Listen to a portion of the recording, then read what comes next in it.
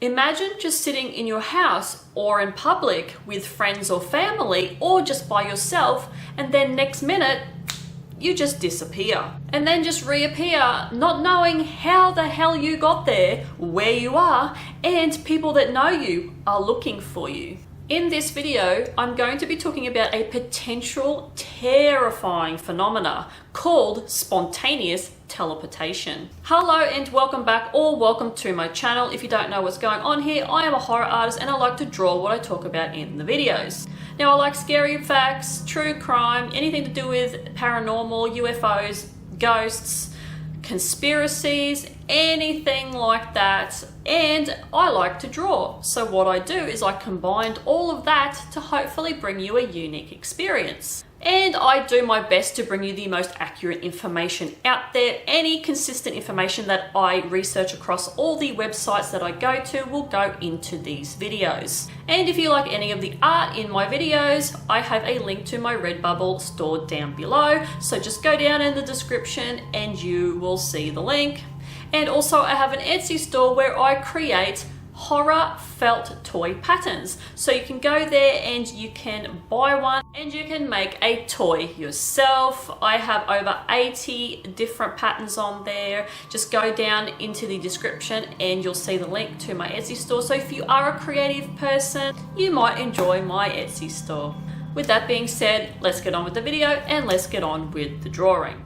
There is, for sure, some bizarre shit that happens in this world that is beyond our comprehension, and these cases of spontaneous teleportation are right up there. If you don't know what spontaneous teleportation is, it is where someone hypothetically has the ability to transport themselves or objects willingly or unwillingly to different locations, whether it's meters or kilometers away. But some can't control it, and the means in which they can do this is baffling everyone, and unfortunately there is no scientific evidence of this, but there could be plausible explanation for them, even though when you hear the stories that I'm going to tell you today, you might think otherwise. One theory of how this could be happening is that there are small wormholes that exist on Earth in certain places, and distances between places have been cut by space bending itself. But let's not get into that, because that in itself becomes mind-bending, and no pun intended.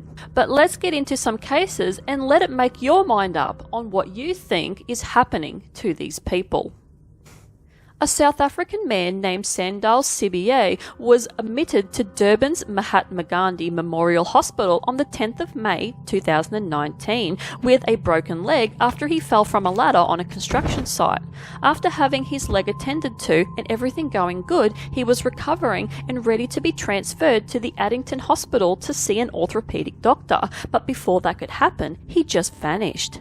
Security staff searched the hospital grounds and couldn't find him, so they opened a missing persons case with the South African police. Weird thing was, Sandile couldn't walk very far, if at all, without being aided. So where could he have gone? It wasn't until a few days later a foul stench was coming from the storeroom with liquid dripping from the ceiling. The stench started spreading across the hospital, so they investigated and found Sandile's decomposing body in the ceiling.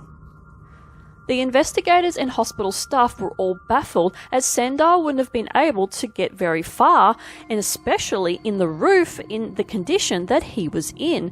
And if he did, someone must have dragged him up there somehow and placed him in the roof. But why? Believe it or not, this is not the only case of this happening. 2 years prior, in 2017, 61-year-old Tateki Godsai was admitted to the Stellenbosch Hospital in Cape Town, South Africa, with severe stomach pain and underwent an operation on his abdomen on the 5th of October 2017.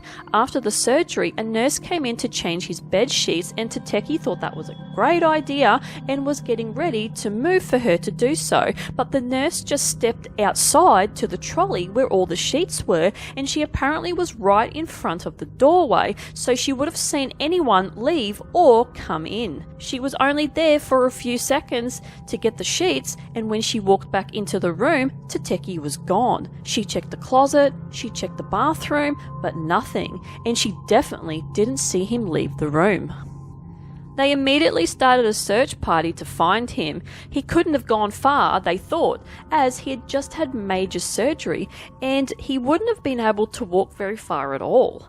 Unfortunately, Tateki was found 13 days later by a construction worker after renovations were happening on the hospital.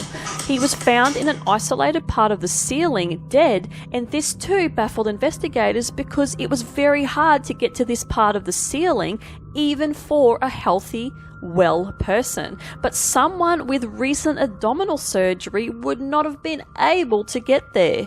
Some theories suggested foul play and an active serial killer working at the hospitals at the time did it.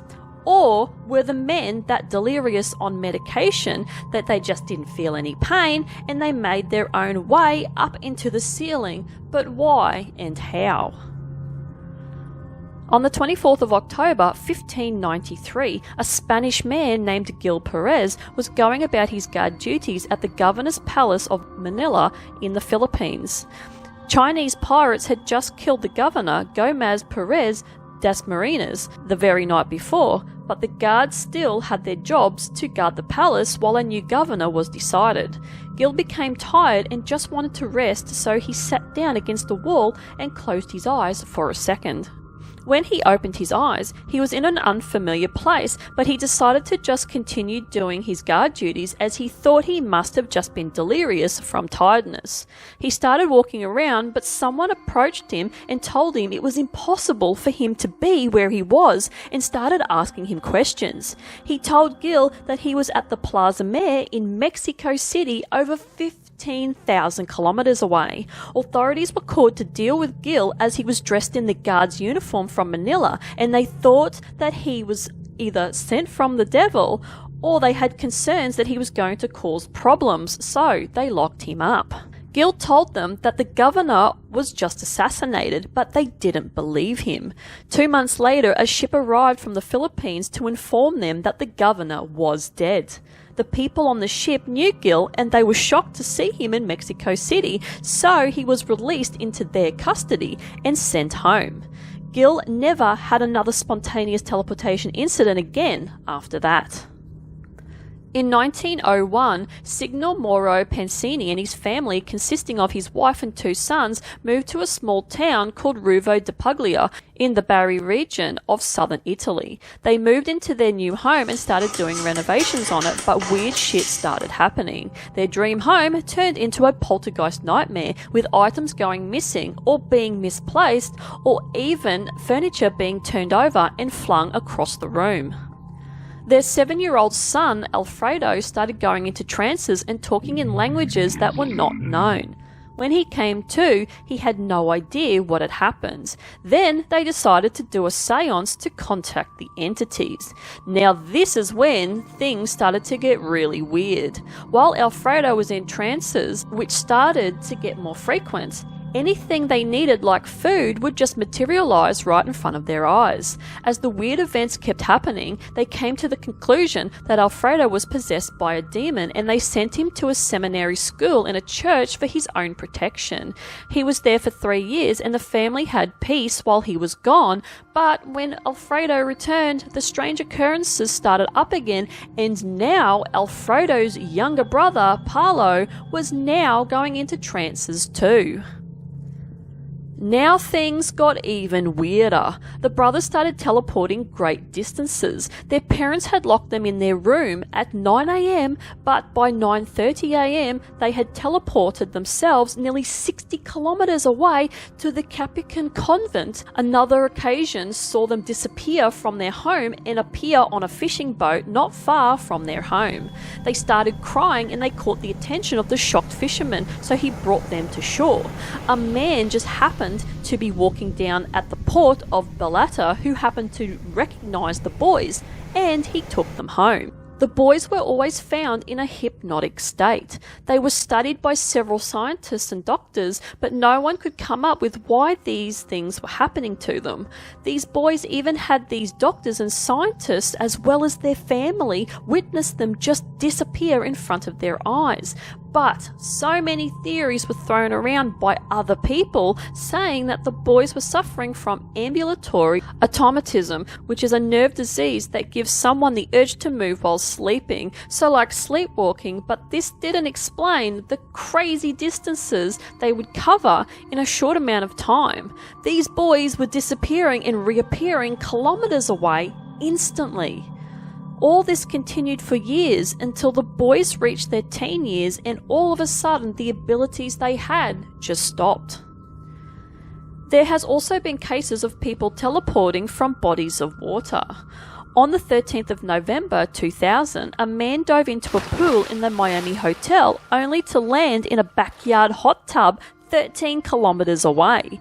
The owners of the hot tub, Ralph and Donna Morelli, were just enjoying some time in their backyard when they saw a man just appear in their hot tub, dazed and incoherent. Ralph called the cops to investigate. They took the hot tub man into custody, and they found out that his wife had just filed a missing persons report after she just witnessed, with her 2 kids, her husband dive into the deep end of the Miami hotel pool and just vanish. They didn't find him, but then they got the call of her husband in a hot tub at the Morelli residence, and the times he disappeared and then reappeared all lined up. In 1926, a French woman named Simone Lavella disappeared while attempting to swim the English Channel.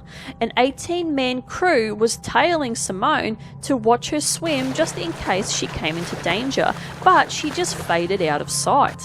After a 3-hour search, Simone was reported missing, only to be reported turning up in a pond on a farm 15 kilometers away in South London. These cases make it impossible to believe that teleportation doesn't exist. Mainstream scientists would have us believe that, but quantum physicists think it is very possible. Apparently, a team of scientists from Germany, Austria and Canada have beamed or teleported a quantum state of light, well, a particle of light, from one island to another that is 140 kilometers away from each other.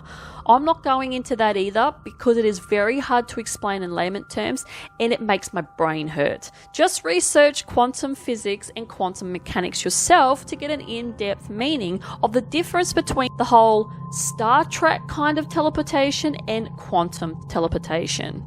So what do you think about these cases? Do you think that people are teleporting?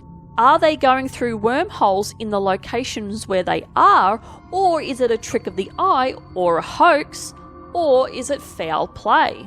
Or is the Matrix glitching and the simulation we live in has flaws and people are in the wrong place at the wrong time and are finding these flaws? Let me know what you think in the comment section below. Now, the illustration that I decided to do for this video today was of somebody, it's kind of like a really weird creature, has basically maybe walked into some sort of portal and is being beamed up and teleported, and it's just ripping this thing apart. So the legs are ripping and all of its fibers are, going up, and its skin's going up and the eyeballs going up, and there's blood everywhere because I just wanted to make like this creature that is just splitting apart from being teleported, because I've heard stories about teleportation and how they reckon that if they beam you up and then you go down to the other location in the way that, say, the Star Trek teleportation works, apparently it would actually tear you apart and then rebuild you on the other end. But I just find that weird, and I don't think a human would survive that, to be honest with you. So yeah, that's where I was going with this particular illustration, was sort of tapping into that theory about the teleportation that I have heard of. That's quite gruesome. So yeah, that's all it is. It's quite a simple illustration. There's not much to it, and just wanted to get across the instances of these people teleporting and the gory nature of how these people have been found in some instances and all that type of stuff. So anyway, that is it from me. Hopefully you enjoyed this video, and if you like this kind of content, like and subscribe. Dislike it, I really couldn't care less, because any interaction that you give me puts me up higher in the algorithm for other people to find me. So you are a legend, you are doing me a great service, and I just want to praise you. You are wonderful for disliking this video and liking this video and commenting. All those people, yous are wonderful. Yous help. Yous really help me. And anyway, I'm out of here. And I will see you guys in the next one. Bye.